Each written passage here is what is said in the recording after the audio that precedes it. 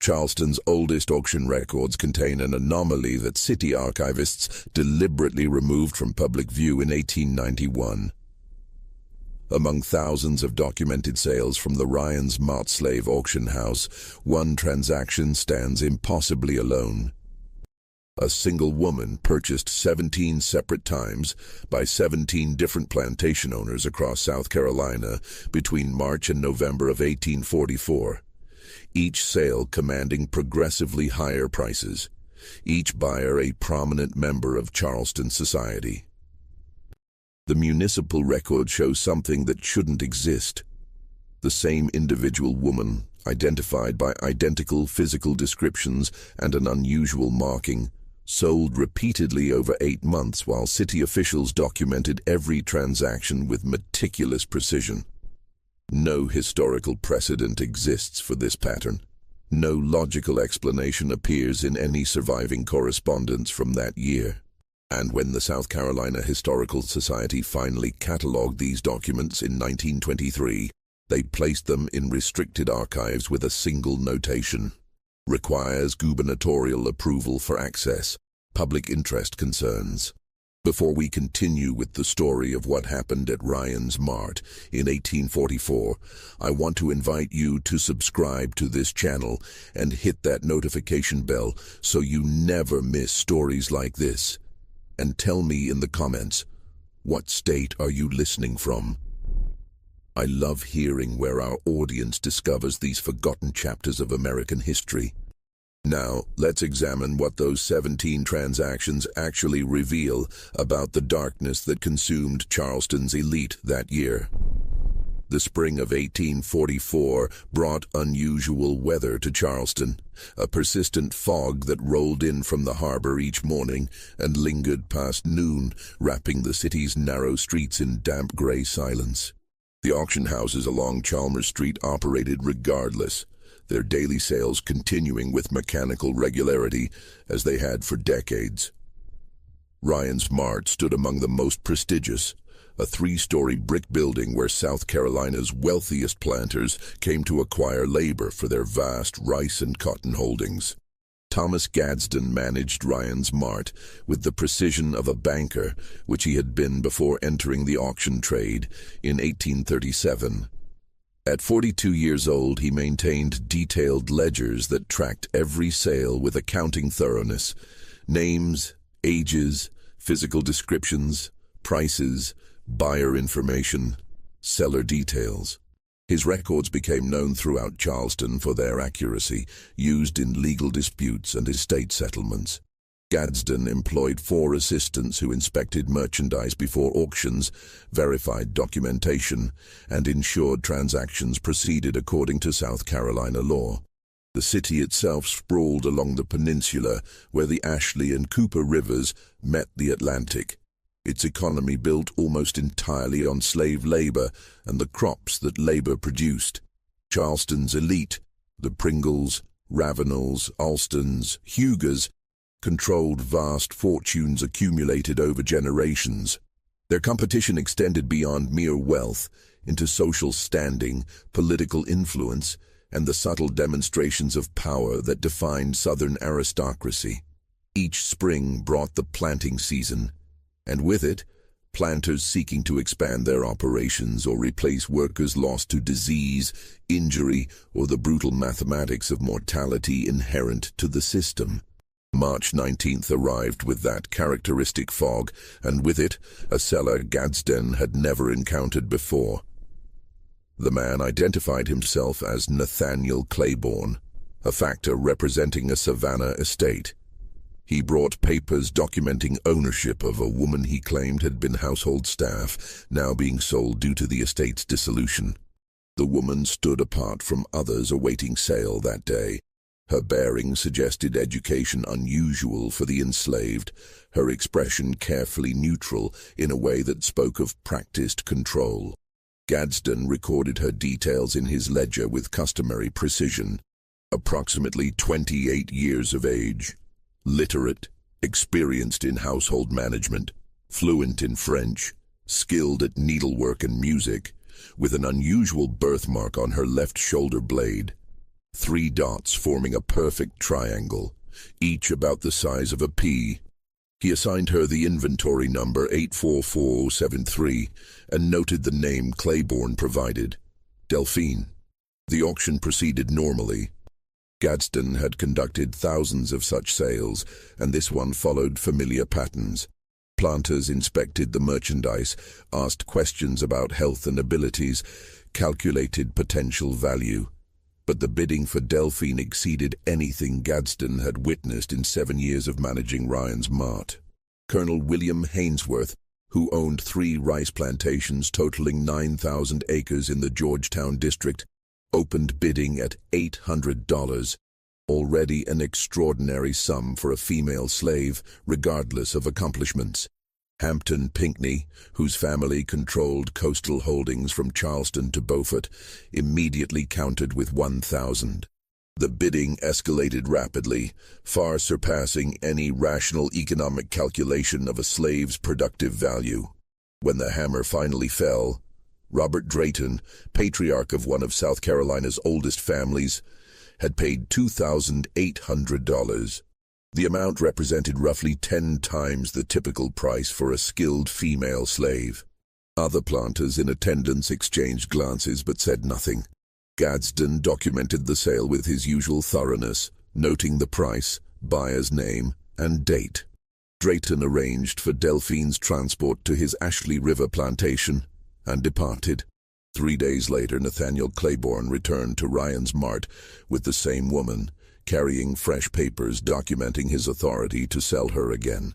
Gadsden's careful composure fractured for the first time in his professional career. "Sir, I personally witnessed Colonel Drayton purchase this woman just 72 hours ago. The transaction appears in my ledgers with complete documentation." Claiborne's expression remained placid, almost amused. "I represent Mr. Drayton's interests now. Circumstances have changed regarding his acquisition.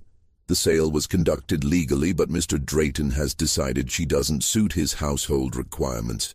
He's authorized me to handle her resale." "Colonel Drayton is among Charleston's most respected planters," Gadsden said carefully. "It seems extraordinary that he would make such a costly error in judgment." Nevertheless, Claiborne placed the papers on Gadsden's desk. "Everything is in order. You'll find Mr. Drayton's signature authorizing the resale, properly witnessed and notarized. Unless you're suggesting there's some irregularity in the documentation." Gadsden examined the papers. They appeared legitimate. Drayton's distinctive signature, proper legal language, a notary's seal he recognized from other transactions. The situation violated no law. Slaves were property, and property could be sold repeatedly if owners chose. Yet something about the circumstances felt profoundly wrong in ways Gadsden couldn't articulate. He accepted the consignment.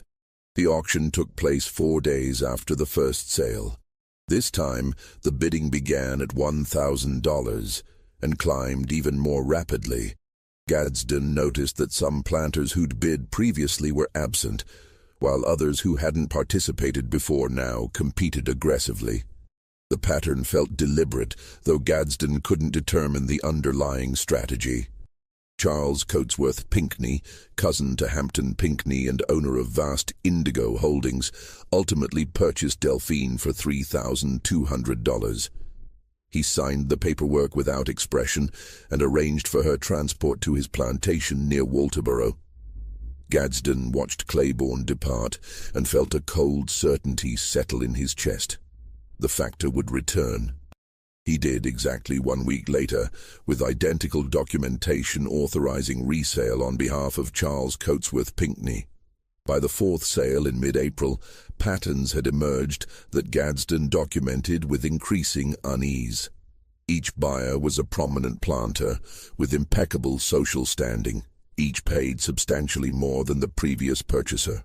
Each subsequently authorized resale through Claiborne within days of acquisition, citing vague unsuitability for their household needs.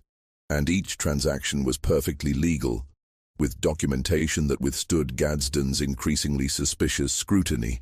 The woman herself, Delphine maintained the same careful neutrality throughout each auction, answering questions politely when addressed, standing with quiet dignity during inspections, showing no reaction to the escalating prices or the bizarre repetition of her sales.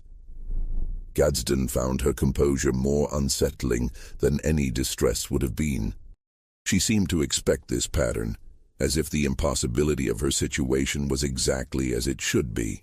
Charleston's auction houses operated within a community where information traveled quickly despite, or perhaps because of, social hierarchies built on discretion and carefully maintained appearances. Gadsden began hearing whispers about the repeated sales, though no one spoke directly about what was happening. Other auction managers asked casual questions about his business. Factors and agents who normally competed for consignments avoided Ryan's mart when Claiborne was present. By the sixth sale in early May, Gadsden noticed something else. The planters who purchased Delphine were changing in subtle ways. Robert Drayton, who'd made the first purchase, now rarely appeared in Charleston society. His wife had left their Ashley River plantation to stay with family in Columbia, citing concerns about her health. Charles Coatsworth Pinckney, the second buyer, had withdrawn from his usual activities at the Charleston Library Society and the St. Cecilia Society balls. The third buyer, Augustus Huger, had dismissed his overseer and was personally managing his plantation's operations for the first time in 20 years, refusing visitors. The prices continued climbing. By July, Delphine sold for $6,000 to Theodore Gaillard, a figure so astronomical it represented the equivalent of 6 skilled male field hands, or 3 years' average profit from a medium-sized plantation. Gadsden's ledgers documented each transaction with the same methodical precision, but he'd begun adding private notations in a separate journal he kept locked in his desk. "The buyers are not acting rationally," he wrote after the 9th sale in August. "They bid against each other with an intensity that transcends economic logic. I've watched men who are normally shrewd negotiators abandon all restraint. They seemed compelled to purchase her regardless of cost, as if driven by something beyond mere desire for valuable property." What Gadsden couldn't document in his ledgers were the conversations he began having in private with some of Charleston's other professional managers.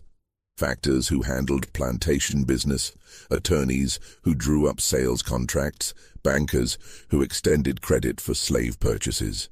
Each had noticed similar anomalies that year, though none could explain them.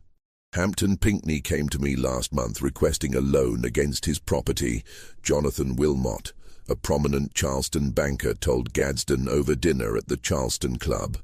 Wilmot spoke quietly, aware that even mentioning such matters violated the discretion expected in their social circle.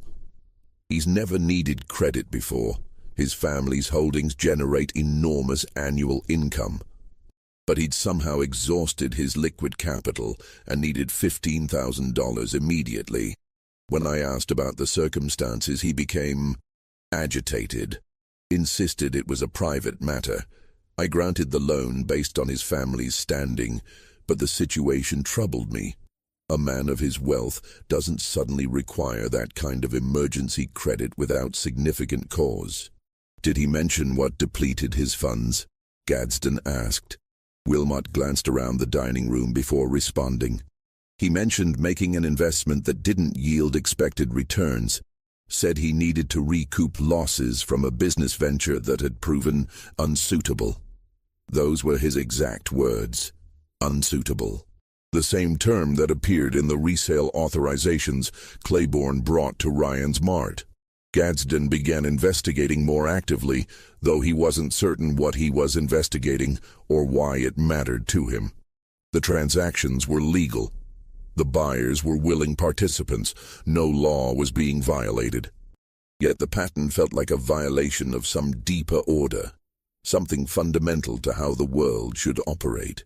In September, Gadsden made a decision that he recognized might destroy his professional reputation. He hired a private inquiry agent. a former Charleston constable named David Brunson, who now conducted discreet investigations for attorneys and businessmen who needed information gathered quietly.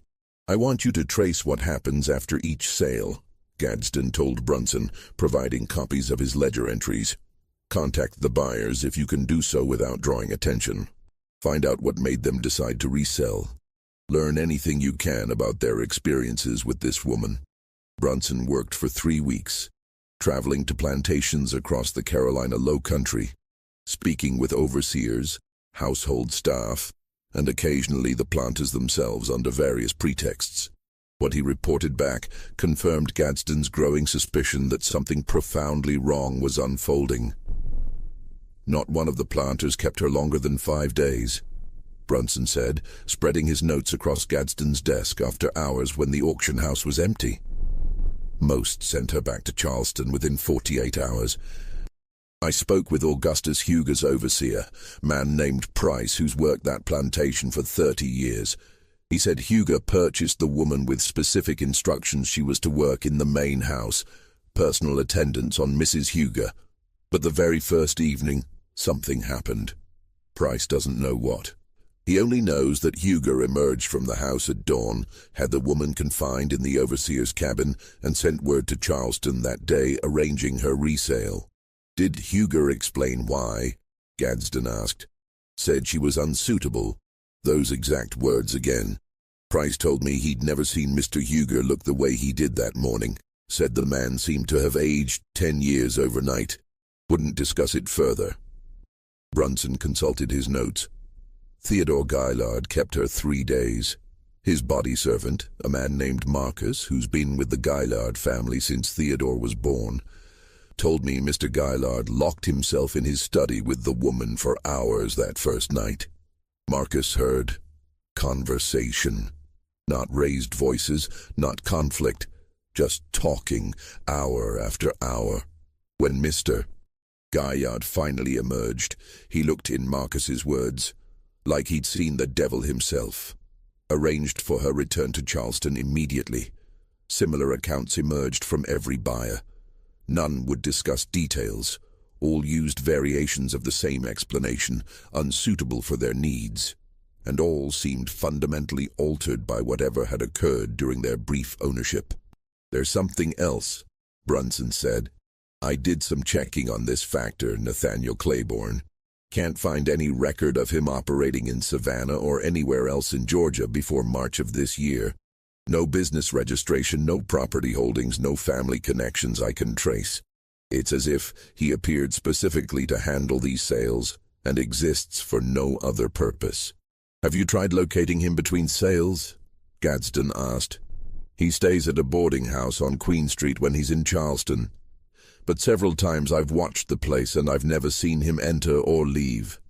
The landlady says he pays in advance, keeps to himself, and she rarely sees him. Yet somehow, he's always present when another sale is scheduled." Gadsden stared at his ledgers, with their meticulous documentation of impossible events. "What about the woman herself? Did you learn anything about her background?" Brunson's expression grew troubled. "That's where things become truly strange. I found the estate in Savannah that Claiborne claimed to represent. The Beaumont estate, owned by a family that made their fortune in cotton factoring. The estate was dissolved in early 1844, exactly as Claiborne stated. But when I examined their property records, there's no listing for any slave named Delphine, or matching her description in their holdings at the time of dissolution. In fact, the Beaumont estate's final inventory, filed with the Chatham County Court, shows only 11 slaves total, all male field workers who were sold to various buyers in January of that year." "Then where did she come from?" "I don't know," Brunson admitted. "I've searched slave manifests from ships arriving in Savannah and Charleston over the past 2 years. Nothing. I've examined estate sales and auction records from across Georgia and South Carolina. Nothing matches her description or that unusual birthmark you noted. It's as if she simply appeared with Claiborne in March, with falsified documentation that somehow passes legal scrutiny despite being completely fabricated." Before Gadsden could respond, they heard footsteps in the hallway outside his office. Both men froze. The auction house should have been empty. Gadsden had sent his assistants home hours earlier, and he'd locked the street entrance himself. The door opened without a knock. Nathaniel Claiborne stood in the doorway, his expression as placid as always. "Good evening, Mr. Gadsden," he said calmly. "I see you've been conducting research into my business affairs. I thought we might have a conversation about the questions you've been asking." Gadsden stood slowly, positioning himself between Claiborne and the ledgers spread across his desk. Brunson's hand moved subtly toward the pistol he carried inside his coat, a weapon he'd retained from his years as a constable. "Your business affairs have created considerable interest," Gadsden said, keeping his voice steady. 17 sales of the same individual over 8 months represents an unprecedented pattern. I have obligations to maintain the integrity of this establishment. "You've fulfilled those obligations admirably," Claiborne replied. "Every transaction has been properly documented. Every legal requirement has been met. I'm not aware of any statute or regulation that limits how many times property may be resold. The law may permit it," Gadsden said carefully, "but the patterns suggest something beyond normal commercial activity. The buyers are all prominent men who've suffered significant consequences from their purchases. Several have experienced serious financial strain. Others have withdrawn from society. I've documented changes in behavior that suggest these transactions involve more than simple dissatisfaction with a purchase."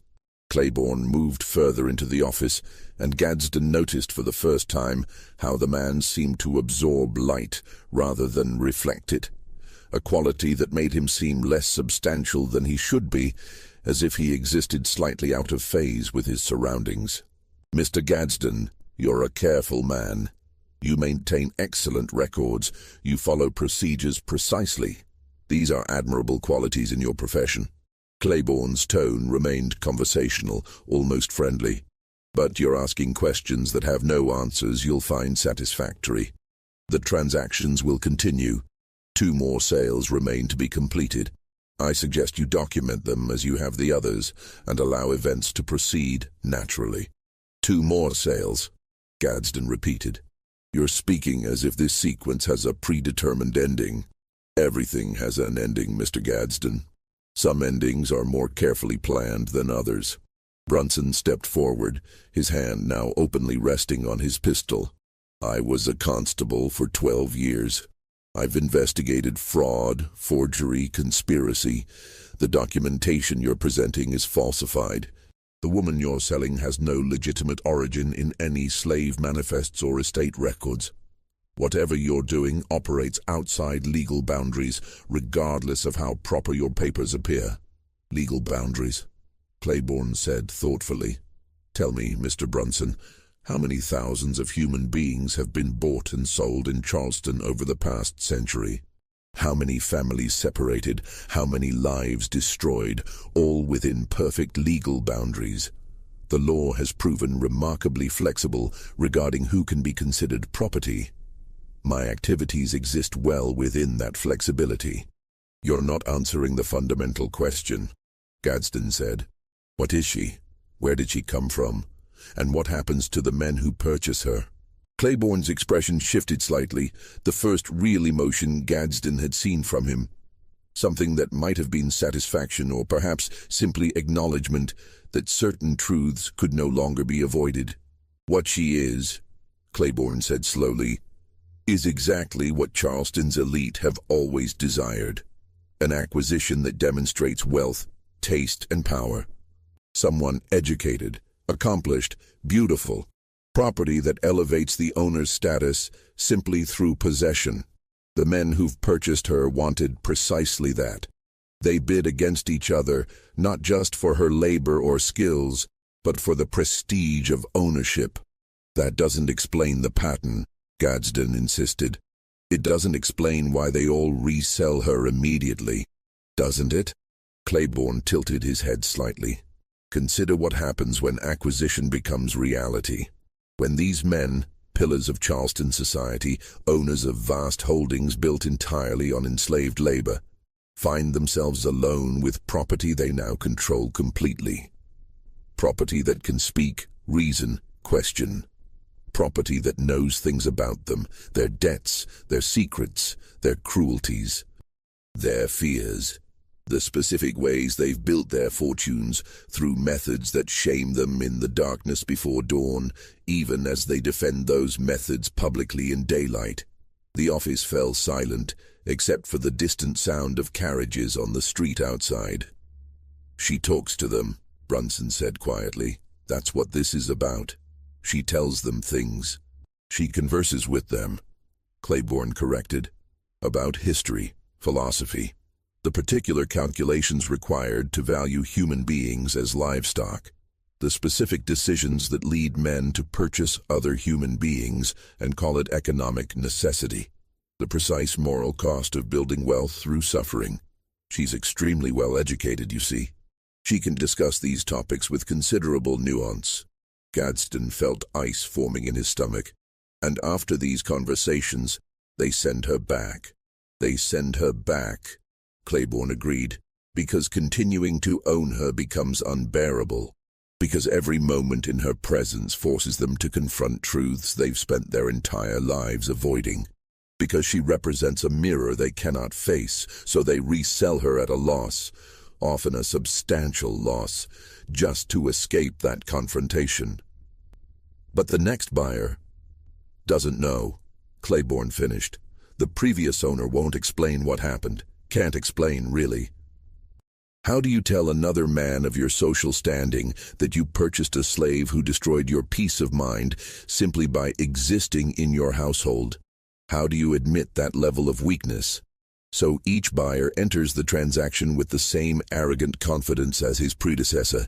Each believes he'll be different, and each discovers the same truth. This is some form of revenge," Gadsden said. "Against Charleston's planters specifically." "Revenge implies anger," Claiborne said. "This is simply education, a demonstration of certain principles. The men who purchase her learn precisely what it means to own another human being, not in abstract economic terms, but in the specific, intimate reality of that relationship. Most people never truly contemplate what they're participating in. She ensures these particular men do contemplate it. Thoroughly." Brunson's hand tightened on his pistol. "I could arrest you right now, bring you before a magistrate, force you to explain these activities to the authorities." "You could try," Claiborne said calmly, "but explain exactly what crime has been committed. Every sale has been legal. Every document authentic enough to pass scrutiny from men whose profession involves examining such documents. No violence has occurred. No threats have been made. I've simply facilitated transactions between willing buyers and sellers. If the buyers subsequently regret their purchases, that's a private matter between them and their consciences." "2 more sales," Gadsden said. "You mentioned 2 more remain. Why a specific number? What happens after the 19th sale?" Claiborne moved toward the door. "The sequence will complete itself. The final buyer will receive exactly what he deserves. And then the cycle will end. I suggest you document those last transactions carefully, Mr. Gadsden. They may prove historically significant." He departed without waiting for a response, leaving Gadsden and Brunson alone, with questions that multiplied faster than answers could form.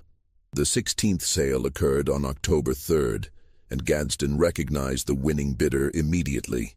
James Henry Hammond, former governor of South Carolina, congressman and owner of multiple plantations totaling over 10,000 acres. Hammond was also among Charleston's most controversial figures, brilliant, ambitious, and allegedly involved in various scandals that his political allies had worked hard to suppress. Hammond paid $7,200 for Delphine, a sum that represented the highest price ever documented in Gadsden's ledgers for any slave. He signed the paperwork with a flourish and arranged for her transport to his Silver Bluff plantation near Augusta. 4 days later, Claiborne returned with resale authorization. But this time, something was different. The factor's usual composure had fractured slightly. Subtle signs of tension around his eyes, a tightness in his jaw that suggested stress or perhaps anticipation. Mr. Hammond discovered she was extremely unsuitable for his household, Claiborne said, placing the papers on Gadsden's desk. He's authorized immediate resale with no minimum price requirement. Gadsden examined the documentation and noticed Hammond's signature appeared rushed. The letters uneven in ways that suggested the hand that wrote them had been shaking. Additional notations filled the margins, calculations, crossed-out figures, notes that seemed to represent attempts at quantifying something that resisted quantification. "What did she say to him?" Gadsden asked quietly. Claiborne met his gaze directly for the first time in all their interactions. She recited his specific financial debts, the amounts he owes various creditors, the methods he's used to extract additional productivity from his slaves, methods that violate South Carolina law in ways that would destroy his political career if made public. She discussed certain relationships he's maintained that would scandalize his family, and she asked him questions about how he reconciles his public advocacy for states' rights and Southern honor with the particular cruelties he's inflicted on people he owns. Former Governor Hammond found the conversation deeply educational. "You're destroying these men," Gadsden said. "They're destroying themselves," Claiborne corrected. "I'm simply facilitating their education. They chose to participate in this system. They chose to build their fortunes through ownership of human beings. She merely ensures they understand the full implications of those choices." The 17th sale attracted an unusual crowd. Planters who normally attended auctions but who'd been absent during previous sales of Delphine, along with several factors and agents whose presence suggested they were representing buyers who didn't want to be identified publicly. Gadsden recognized the pattern immediately. Word had spread through Charleston's elite about the remarkable woman who'd been sold repeatedly, and men were now coming specifically to acquire her, despite not knowing why previous buyers had resold her. The bidding opened at $5,000 and climbed rapidly. Gadsden watched faces in the crowd and saw expressions that troubled him. Not just the usual calculation of men assessing property value, but something more intense. Desire mixed with something darker. A need to possess something that had supposedly unmanned other buyers. A competitive urge to prove themselves stronger, more worthy, more capable of mastering what others couldn't control. When the hammer fell, the winning bidder was John Calhoun Preston, a 34-year-old planter whose family holdings included some of South Carolina's most profitable cotton plantations. Preston came from impeccable lineage. His uncle was John C. Calhoun, the recently deceased senator who'd been one of the most powerful defenders of slavery in American history. Preston himself had distinguished himself in the Mexican War and was being groomed for political office. He paid $8,400, a figure that seemed to embody all the accumulated madness of the preceding sales. Gadsden documented the transaction with hands that had begun to tremble. 17 sales completed. 2 more remaining, according to Claiborne's statement weeks earlier. But the factor had said 19 total, and 17 had now been recorded. Unless Gadsden had misunderstood. Unless the pattern extended beyond what he'd been told. That night, unable to sleep, he returned to his office and examined his ledgers again. He traced the pattern of sales, the escalating prices, the increasing prominence of buyers, and he realized with cold certainty that the sequence was building towards something specific. The 18th sale would be the penultimate transaction. The 19th would be the conclusion. But who would the final buyer be? And what made that particular transaction the ending point? 3 days after Preston's purchase, Claiborne returned. But this time, he wasn't alone. Delphine accompanied him, and Gadsden saw immediately that something had changed. Her careful neutrality had shifted into something harder, more focused. She looked directly at Gadsden for the first time in all the months of repeated sales, and her eyes held an intelligence that seemed to pierce through whatever comfortable illusions he'd maintained about this situation. Mr. Preston discovered certain incompatibilities, Claiborne said, placing papers on the desk. The resale authorization is properly executed. However, for this transaction, there will be specific requirements regarding the buyer. What requirements? Gadsden asked. The 18th sale must go to someone with direct authority over this auction house, someone whose business depends on facilitating these transactions, someone who's documented every sale meticulously and who's been asking questions about the pattern. Claiborne's expression remained neutral, but his meaning was perfectly clear. The 18th sale must be to you, Mr. Gadsden. Gadsden felt the floor seem to drop away beneath him. That's impossible. I'm the auctioneer. I don't purchase merchandise, and I don't have that kind of capital available. You have assets, Claiborne said. This building, your business, your reputation. Various creditors would extend loans against those holdings if you provided proper security. You could arrange the necessary financing within 48 hours if you chose to do so. Why would I choose to do so? Gadsden demanded. I've watched 17 men purchase her and regret it. I've documented the damage these transactions have caused.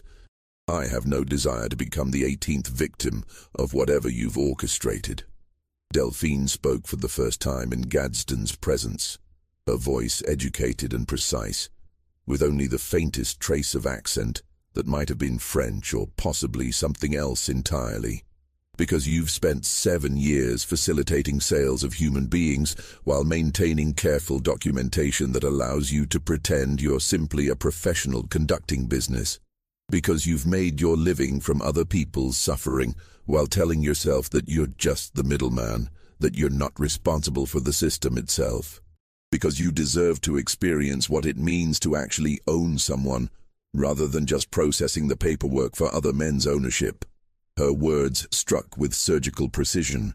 Gadsden had told himself variations of those exact justifications thousands of times over the years. He was just the auctioneer. He didn't own plantations. He didn't work slaves in fields.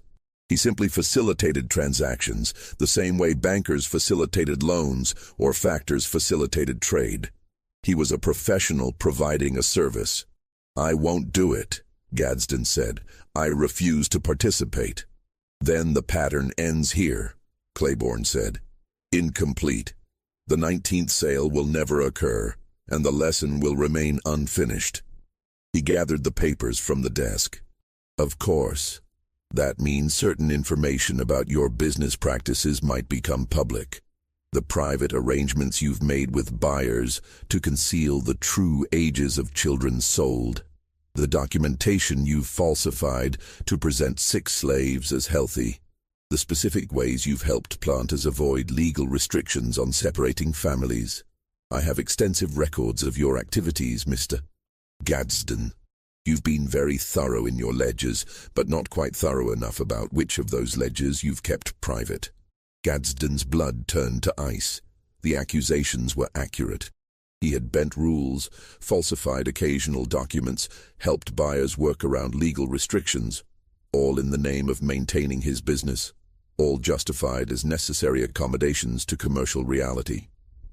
Nothing that other auctioneers didn't do, nothing that seemed criminal in the context of the trade itself, but exposed to public scrutiny, especially scrutiny from the increasingly vocal abolitionist newspapers in the North.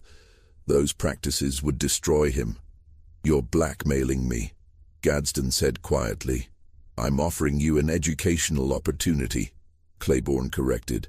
You can decline, but declining has consequences, just as participation has consequences. Life offers us choices, Mr. Gadsden, rarely simple ones. For 3 days, Gadsden struggled with the decision. He examined his finances. He considered fleeing Charleston entirely, abandoning the business and starting over somewhere far from South Carolina. He contemplated going to authorities and explaining everything, though he couldn't imagine how that conversation would proceed or what laws had actually been violated. In the end, he made the choice he knew he would make from the moment Claiborne had presented the ultimatum. He secured loans against his business and property. He arranged financing that would take him years to repay. And on October 19, 1844, he purchased Delphine for $9,000, a sum that represented everything he'd accumulated over 7 years in the auction trade. The transaction was properly documented. Gadsden signed his name in his own ledger, officially becoming a slave owner for the first time in his life. The irony burned like acid. "She'll be at the auction house tomorrow evening," Claiborne said. "I suggest you arrange for privacy. The education she provides works best without interruption." That night, Gadsden barely slept. He knew what was coming, had known from watching 17 other men go through this process. She would talk to him, ask him questions, force him to confront truths about himself that he'd spent years avoiding. When he arrived at Ryan's Mart the next evening, Delphine was waiting in his office. Claiborne had departed, leaving them alone in the 3-story building that represented Gadsden's entire professional identity. "Sit down, Mr. Gadsden," she said. "We have much to discuss." She began with simple questions. How he'd entered the auction business, what his first sale had been like, whether he remembered the names of specific individuals he'd sold. The questions seemed innocent at first, conversational, the kind of inquiry anyone might make about someone's career. But gradually the questions became more specific, more pointed. She asked about particular transactions. A girl of 8 years old sold away from her mother. A man with a partially healed broken leg that Gadsden had documented as fully healthy. A woman who'd attempted suicide the night before her sale, whose distress Gadsden had concealed from buyers. "I have excellent memory for names and faces," Delphine said. "I've made it my business to learn about your career, Mr. Gadsden. You've sold approximately 3,200 people over 7 years. Shall we discuss them?" And she did discuss them, one by one. She recited names, ages, descriptions. She described families separated, children sold away from parents, elderly slaves disposed of when their productivity declined. She knew details that shouldn't have been possible for her to know. Private information from sales records, from buyer correspondence, from the whispered conversations that happened in corners of the auction house when Gadsden thought no one was listening. As dawn approached, Gadsden sat in his chair, no longer maintaining the composure he'd prided himself on for years. She hadn't raised her voice, hadn't accused him, had simply asked questions and recited facts. But the accumulation of those facts, the relentless documentation of his complicity in systematic cruelty, had stripped away every justification he'd built over the years. "You told yourself you were just facilitating commerce," Delphine said as the first light began to filter through his office windows. "That you weren't responsible for the system, that if you didn't do this work, someone else would. These are the same justifications every participant in evil uses. The soldier who claims he's just following orders. The bureaucrat who says he's just processing paperwork. The businessman who insists he's just responding to market demands." "I didn't create slavery," Gadsden said weakly. "I didn't invent this system." "No," she agreed, "but you participated in it with meticulous precision. You documented it, you refined it, you made it more efficient. You turned human suffering into neat columns of figures in your ledgers, and you profited from it while maintaining the fiction that you were somehow separate from the evil you were facilitating." "What are you?" Gadsden asked. "How is any of this possible?" "Does it matter?" Delphine replied. "Whether I'm exactly what I appear to be, a woman who's been sold repeatedly by men who found her presence unbearable, or something else entirely, the facts remain the same. You've spent 7 years as an instrument of systematic cruelty. That truth doesn't change regardless of my nature." She stood, moving toward the door. "You'll authorize my resale tomorrow." You'll take whatever loss is necessary to be rid of me, and then you'll spend the rest of your life knowing exactly what you were complicit in. That knowledge will never leave you. Every time you close your eyes, you'll see their faces. The 3,200 people whose names I recited tonight. You won't forget them. I've made certain of that." She departed, leaving Gadsden alone in his office as full dawn arrived over Charleston. Gadsden authorized the resale that afternoon. Claiborne accepted the documentation without comment, preparing for the 19th and final transaction. "Who will be the last buyer?" Gadsden asked. His voice sounded hollow, scraped clean of whatever confidence had once sustained it. "Someone who represents the culmination of this education," Claiborne said. "Someone whose position embodies everything this system has created. Someone whose family has defended this institution not just through ownership, but through philosophy, through law, through the construction of elaborate moral justifications that have poisoned generations." Gadsden spent the days before the final auction in a state of numb anticipation. He continued his duties at Ryan's Mart mechanically, processing other sales with the same precision he'd always maintained, but every transaction now felt like participating in something obscene. He saw the faces Delphine had made him remember, the 3,200 people whose names she'd recited during that endless night. They haunted him during waking hours and invaded his dreams when he managed brief periods of sleep. He noticed changes in himself that he couldn't quite articulate. Food tasted different, less substantial. Conversations with business associates felt hollow, their concerns about profit margins and market conditions seeming trivial against the weight of what he now understood about the trade that sustained them all. His hands shook when he opened his ledgers, those meticulous records that had once been sources of professional pride, now reading like catalogues of systematic destruction. David Brunson visited him twice during those days, concern evident in the former constable's expression. "You look like hell, Thomas.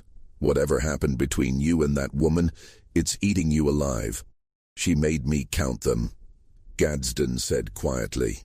They were alone in his office, the auction house closed for the evening.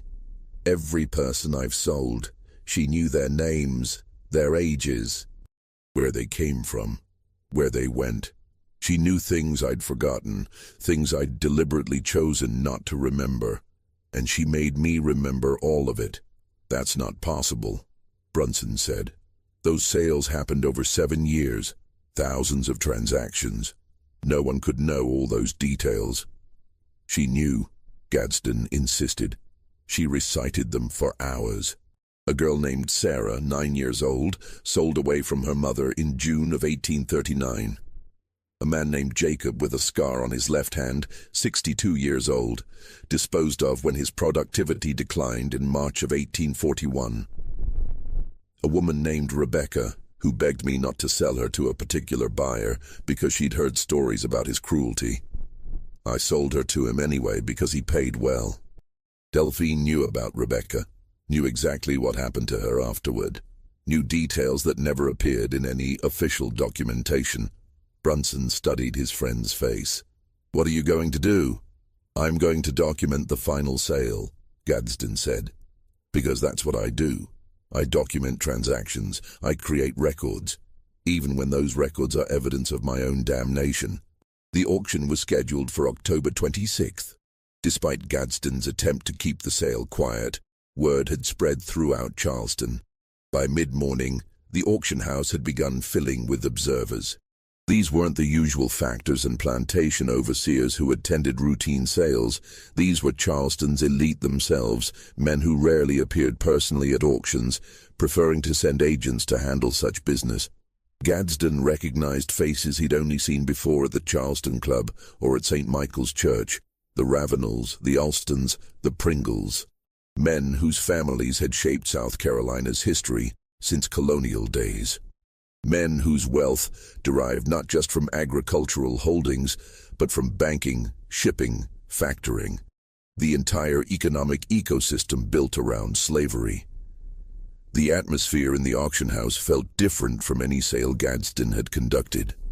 Usually, auctions carried a business-like quality, transactions proceeding with commercial efficiency.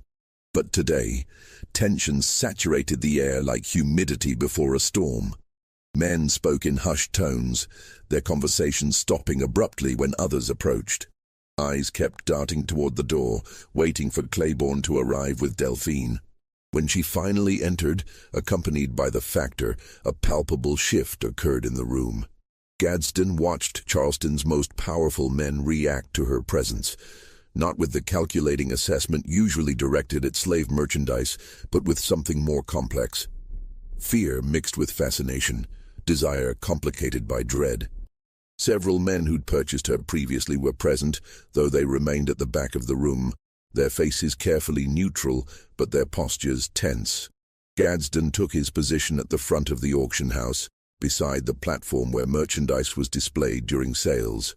His hands trembled as he opened his ledger to a fresh page, the final entry in a sequence that had consumed 8 months and destroyed 19 men's peace of mind. "Gentlemen," he began, his voice carrying through the crowded room with practiced authority that felt increasingly false.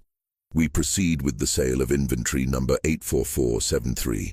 Female, approximately 28 years of age, experienced in household management, fluent in French, skilled in needlework and music, literate, notable marking, 3 dots forming a triangle on the left shoulder blade." He didn't mention the 18 previous sales, didn't reference the impossible pattern that every man in that room knew about, but no one would acknowledge directly. The omission felt like complicity in a conspiracy, though Gadsden could no longer distinguish between the conspiracy and the normal operations of his business. "Bidding opens at $5,000, Gadsden announced. The response was immediate and aggressive. Voices called out bids in rapid succession, prices climbing with a speed that transcended any rational economic calculation. 6,000, 7,000, 8,000. The increments grew larger as men abandoned caution, driven by whatever complex motivations had brought them to this auction. Gadsden recognized the psychology at work. These men had heard about the previous sales, about prominent buyers who'd resold her at substantial losses. Each bidder believed he would be different, stronger, more capable of maintaining control over property he purchased. The arrogance that came with vast wealth and social position convinced them that whatever had broken other men wouldn't break them. When bidding reached $10,000, Gadsden noticed Langdon Sheaves, Jr. entering the auction house. Sheaves moved through the crowd with the confidence of someone accustomed to deference. At 39 years old, he represented Charleston aristocracy at its apex. Old wealth, political connections, absolute certainty in the righteousness of Southern institutions. His family had defended slavery not just as an economic necessity, but as a positive good, a moral benefit to both enslaved and enslaver. Sheaves raised his hand. $12,000. The room fell briefly silent. That sum represented an escalation beyond what even the previous aggressive bidding had suggested. Other bidders hesitated, recalculating their limits, weighing their desire for acquisition against the insanity of spending such amounts. 13,000, called Augustus Rowell, a planter whose Georgetown holdings produced some of South Carolina's finest rice. 15,000, Sheaves responded without pause. 16,000, Rowell counted, though his voice now carried uncertainty. 17,000, Sheaves said. His tone suggested he would continue bidding regardless of amount, that he'd decided to acquire this woman, and no financial consideration would deter him. Rowell started to raise his hand again, then lowered it. Other bidders who'd been competing actively moments before now remained silent. The message was clear. Sheaves had claimed this purchase, and challenging him further would transform a commercial transaction into something more personal, a direct contest of status and power that could have social consequences beyond the auction itself. Gadsden's gaze moved between Chevs and Delphine. She stood on the platform with the same careful neutrality she'd maintained through 18 previous sales, but something in her expression suggested recognition, as if Chevs represented exactly what this sequence had been building toward. $17,000, Gadsden repeated, going once. He paused, following the ritual form even though the outcome was now certain. Going twice. Another pause. Sold to Mr. Langdon Sheaves, Jr. The hammer fell, and Gadsden felt something fundamental shift in the room's atmosphere. Men began departing quickly, as if eager to distance themselves from whatever would happen next. Those who'd purchased Delphine previously left without speaking to Chevs, their faces carefully expressionless. Chaves approached the desk